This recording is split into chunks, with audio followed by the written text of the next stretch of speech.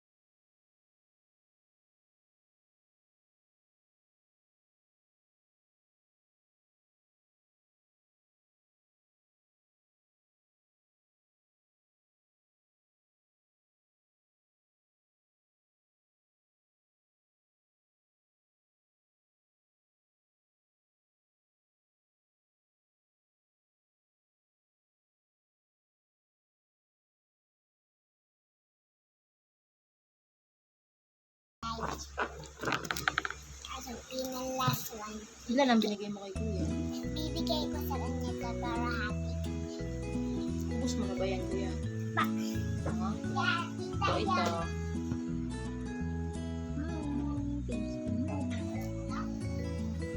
Ano po yung nasa 7-Eleven po na surprise? Yung mahal? Yun. 5. 5 na ganon? Kaya mo ba ubusin yan? Ayoko, maliit lang po ito. Maliit lang po. Yung parang meron lang po sa loob. Sige. Okay. Sige ha. Pero mahal yung taba eh. Teacher, akin, ano na lang. Sige nga, ito na lang. Ito gusto mo. Yung normal na chocolate, ay na lollipop na lang sa kanya. Teacher, 10 na bubble gum. 10 na bubble gum ha. Sige. Baby, 10 na bubble gum din, kuya. Sa'yo 3 lollipop. Pa, na normal na lollipop yung ano. Pero isa yung lollipop. Sige. Sige. Sit down na dyan at bukas dadalhan ka ni teacher. Bibili kita ni teacher ha. Tatapusin na natin tong isa mong module. Sit down na dito. Ano po yung teacher pagkatapos na niya po? Ano tutuulit sa kanya po? Pagtapos na yung oras, pupunta na si teacher dun sa kasunod na tutor. Pero kapag hindi pa tapos yung oras ni teacher, Paano teacher pagsusulatin ko pa siya ng letters. pag malapit na magkapit? Pero malapit na kasing matapos ang oras, kaya hanggang 3 lang si teacher hanggang 3:10. Anong oras na, kuya? Marunong ka po bang magtingin ng oras? 2, 3. 2:32. 2:32. Opo, ang basa po dun ay 2:32. Yun. Try ko na bilang ng 100. Sit down ka na para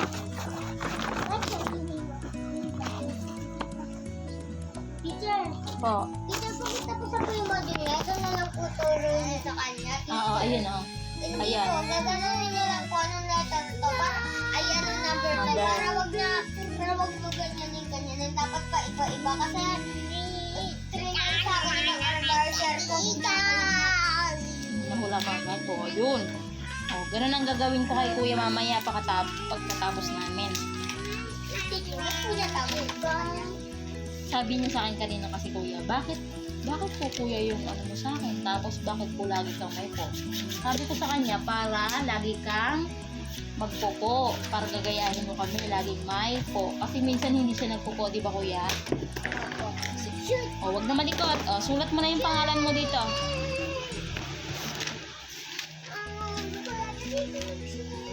Hindi ko alam. Style na pangalan mo eh. A-I-M-A-T-T. Ito ang pangalan ko. O, dali, para bukas ha. Ano yan, promise yun. Bibilhan ka ni teacher ng candy. Ako teacher sa tinda nilang tira teacher. Teacher, word card to 100 na bubble gum. Kainin ko ng ano. Lahat sila, walang duraan. Nani? Ano yun sa tiyan mo pag hindi na tinutura? Tinitingnan mo. Chocolate. Cloud9. Ganon, yung mga lollipop kung pa hindi pa pilo. Wala akong chocolate. Wala akong lollipop na gano'n yung pabili. Ay, bawal lang po sa amin yung ano. So, guys. Hi! Tingnan ang mapa ng silid-aralan. Sagutin ang mga tanong tungkol dito. Isulat ang silangan, kanluran, hilaga, timog. Isulat ang letra ng tamang sagot. Sulat mo nga po dito kuya sa number 1.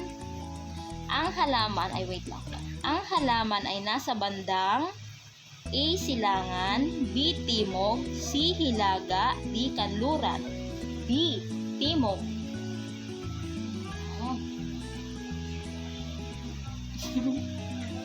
Masasagot po si kuya. Number 2. Number 2. Anong bagay ang nasa silangan? A. Pisara, B. Aklat, C. Globo, D. Bulaklak. Letter C. Yun. Number 3. Anong bagay ang makikita sa kanlurang bahagi? A. Bulaklak, B. Aklat, C. Pisara, D. Cabinet. Letter B. Mga aklat. B. Baboy. B. Ba. Number 4. Ang globo ay nasa anong direksyon? A. Hilaga, B. Silangan, C. Kanluran, D. Timog. Letter B. Silangan. Number 5. Ang upuan ng guro ay nasa anong direksyon? Letter A. Hilaga, B. Timog, C. Silangan, D. Kanluran.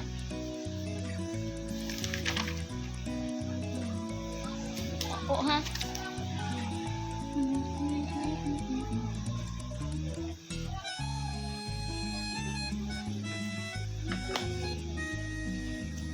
Letter A. Hilaga. Sulat mo nga po. Letter A. Ayan. Paano? Ayan.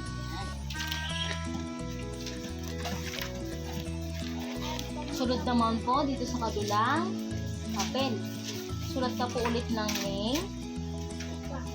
Dito po. Opo. Ayan.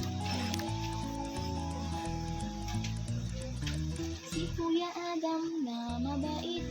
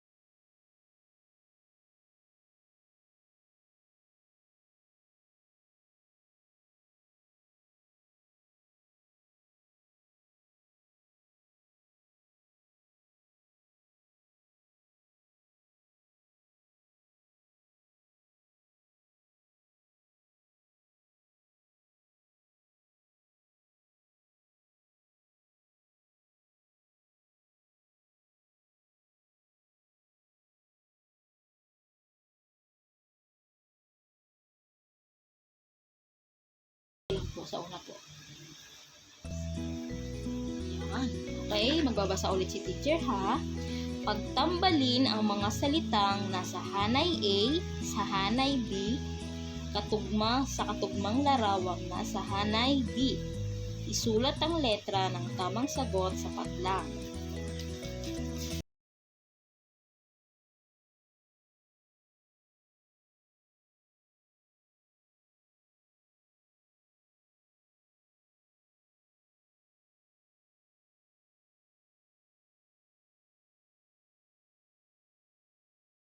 Naman po. Ay. Number 1, letter C.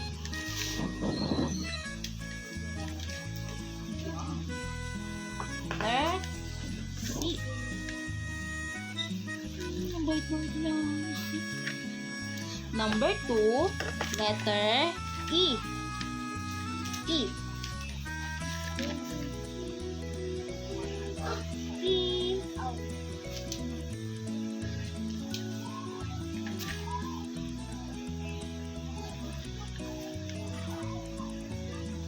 Number 3, letter B.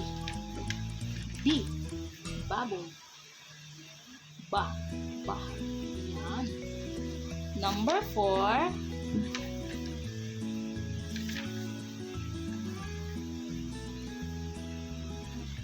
letter C.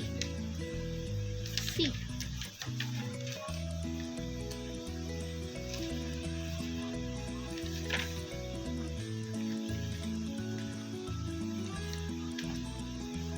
Number 5, sanga. Letter B.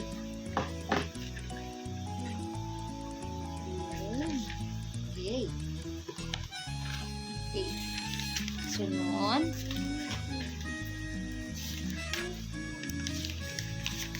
Ang sinasagutan lang po namin ay pagtataya.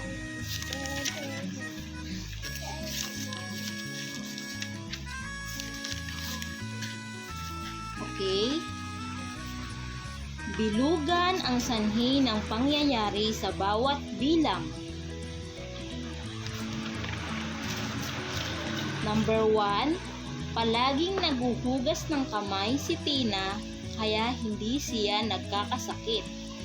Gayahin mo nga po ito, kuya. Naguhugas.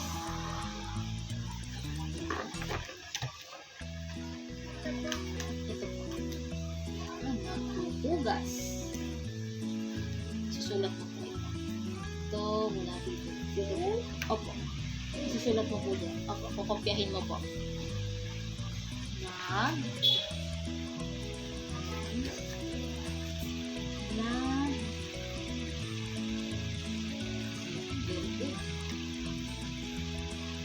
G.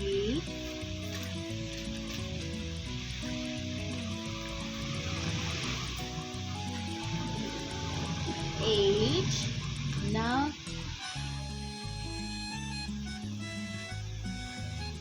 U. U. Pu. Ulit lang. Ayan. Pu. Pu. Ulit. Pu. Pu. Ito po ulit. Kagaya po na. Asan yung H? Kung isa lang, dapat dalawa.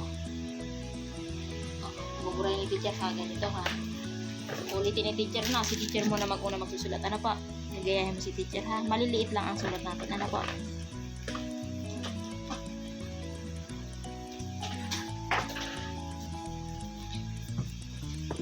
Asan na po yung lapis mo po?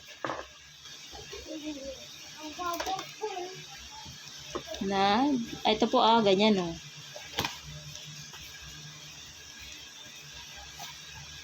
Yun. Kuya, ganito ha. Ayan. Naghuhugas. Okay? Number 2. Sumakit ang ngipin ni Nina dahil sa candy at tsokolate na kaniyang kinain. Sulat mo po ito. Yan. Kinain.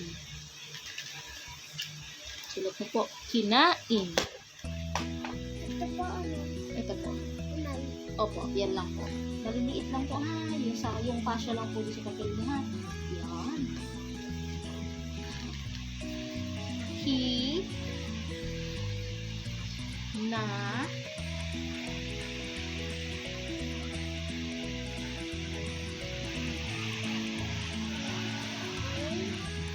I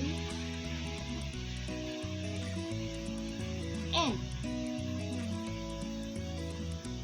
Yun. Kinain. Number 3, mataas ang nakuhang marka ni Ana dahil nag-aral siyang mabuti.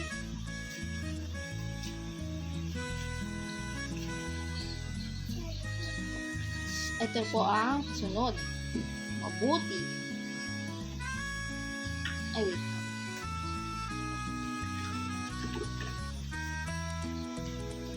Ito po kuya. Sulat mo nga po ito. Nag-aral. Ito po. Nag-aaral.